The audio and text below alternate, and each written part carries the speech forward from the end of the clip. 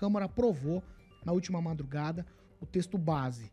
E aí hoje, durante o dia, fizeram a votação dos destaques, certo? Então, uma votação bastante ampla. Primeiro turno, 382 votos a favor e 118 contrários. No segundo turno, 375 votos a favor e 113 votos contrários. Vamos lá. Sobre essa primeira parte, eu vou colocar aqui alguém dizendo da importância dessa reforma. É o governador aqui do estado do Paraná. Em todo o tempo ele se colocou como favorável. Vamos ouvir o que disse o governador Ratinho Júnior sobre a reforma. Jovem Pan, a rádio do Brasil. Jovem Pan. Há muito tempo o país já esperava poder avançar nessa questão da modernização tributária do país. Outros países do primeiro mundo há décadas já fizeram isso.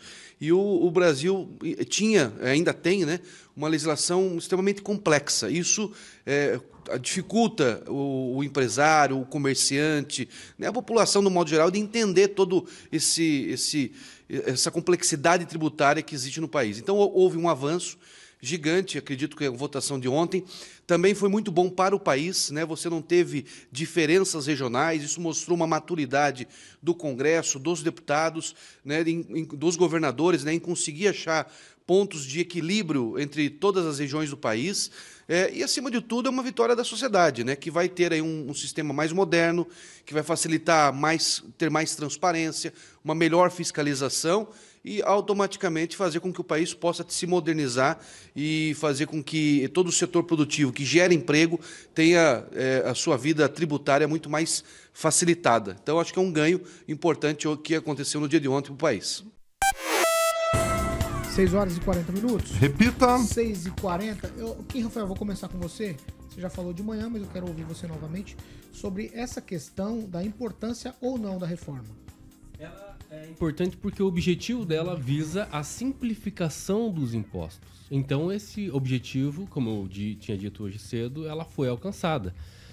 Porque o grande objetivo em si era, sim, a simplificação dos impostos. E é isso que a gente percebe muito bem quais os impostos que, doravante, aí vão acabar sendo simplificados, E o mais importante aqui, na minha opinião, é que vai modernizar todo esse aparato tributário, instituindo, por exemplo, o imposto sobre o valor agregado, que é o IVA, a questão também da eliminação da cumulatividade, porque tem certos produtos e serviços que, a partir do momento que se inicia ali, o produto, enfim, a venda e tal, até chegar ao consumidor, pode, inclusive, duplicar aí os impostos. Então, essa questão é mais importante, discutir e viabilizar que, nesse sentido, isso é uma questão positiva. Agora, uma negativa que eu estava ainda continuando lendo, o projeto, que trata o artigo 64. Por quê?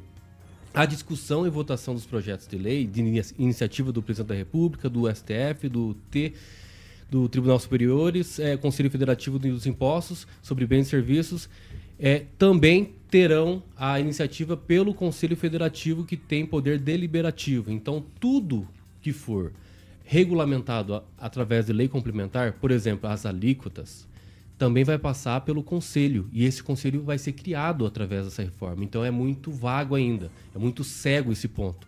Quem que vai fazer parte desses conselhos? São os 27 da Federação, 27 conselhos, o Brasil todo.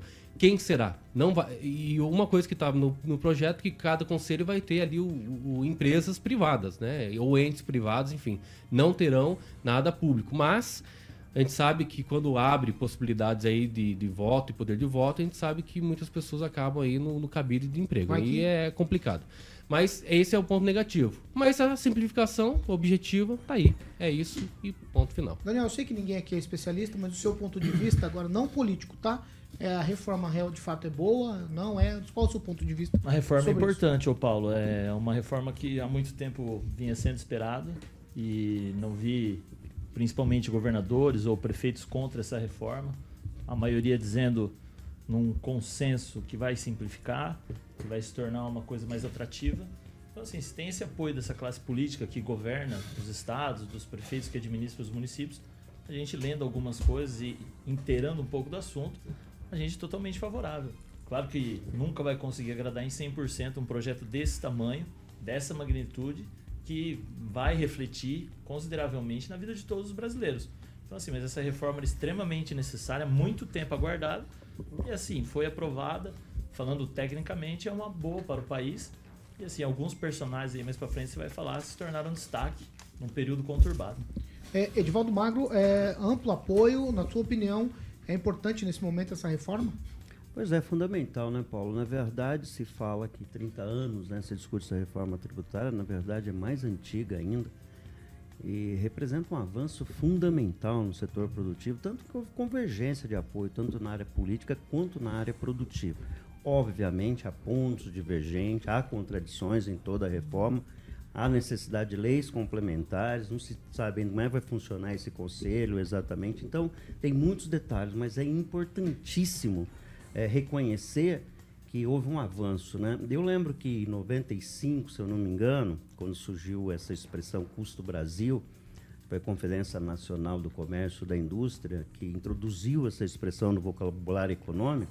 O JNUM daquela época cobria essa matéria em Curitiba, num seminário que lá estive, e se falou naquela época que nosso custo Brasil representava era de 1,5 trilhão de reais, só para você manter a máquina de funcionamento das estruturas tributárias das empresas, né, para você abrir uma empresa, manter uma empresa. O custo operacional no Brasil sempre foi muito alto.